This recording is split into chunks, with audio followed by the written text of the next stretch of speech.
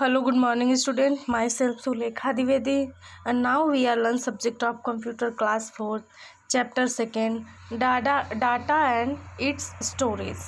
So let's start. Tomorrow we are learn device for storing data, and now we are learn primary memory. The memory that holds the data and instruction for the CPU is called the primary memory or the main memory. It is found inside the computer.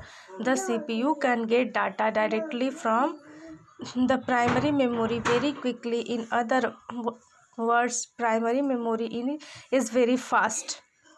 देखिए primary memory किसे कहते हैं? जो हम computer को CPU को सबसे पहला इंस्ट्रक्शन देते हैं, वो जहाँ जाता है उसे ही प्राइमरी मेमोरी या मेन मेमोरी के नाम से जाना जाता है। प्राइमरी मेमोरी जो है बहुत ही फास्ट वर्क करता है। Devices called chips from the primary memory. Data is stored in different location on the chip. You can think of these location as cells in a table that has many rows and columns. The CPU can get to a cell like R3, C4 randomly, that is not in any particular order. The time taken by the CPU to access get data from R location in the same this type of access is called random access. Random access का short form होता है RAM, RAM, और RAM का full form होता है random access memory. तो देखिए random access memory का क्या काम होता है. ये एक चिप की तरह वर्क करता है. इसमें इंफॉर्मेशन जैसे प्राइमरी मेमोरी में जाता है उसी तरह इसमें भी होता है. अब देखिए RAM, random access memory. This kind of memory is used as the main primary memory. RAM hold data and programs for the CPU to use. The CPU can read from the RAM and write into it. This kind of memory is also called read-write memory. It is a temporary memory as it loses all data when power is switched off. अब देखिए what is RAM. The kind of memory is used as the main primary. जो main primary memory में use होता है, क्या जितने प्रकार के यूज होते हैं उसमें एक रैम भी यूज होता है.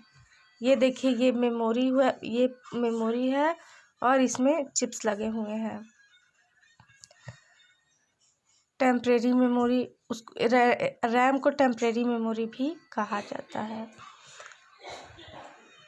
A computer keeps loading data and program into the RAM from the hard disk as needed. A computer with a good amount of RAM can have lots of data and many program loaded, so it need to load less often, making it work fast.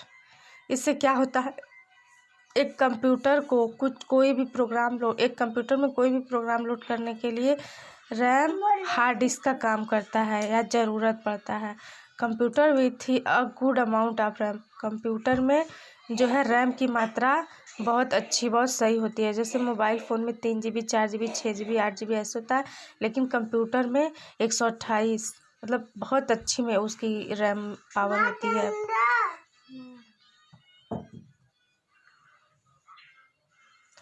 And देखिए ROM, read only memory. This is also a type of random access memory. देखिए ROM का full form होता है random access memory.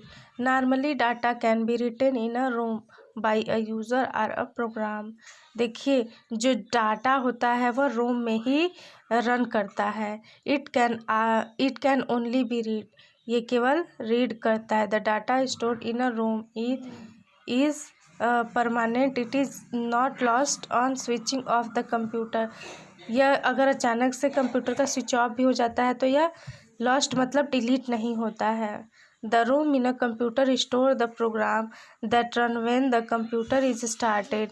This program checks the hardware and help load the operating system into the RAM. इसको क्या कर सकते हैं आप, अचानक से अगर सिस्टम बंद हो जाता है फिर जब ऑन होता है उस टाइम आप इसको हार्ड हार्डवेयर या हार्ड डिस्क में से लेकर इंस्टॉल करके चला सकते हैं। चुप रहा यार।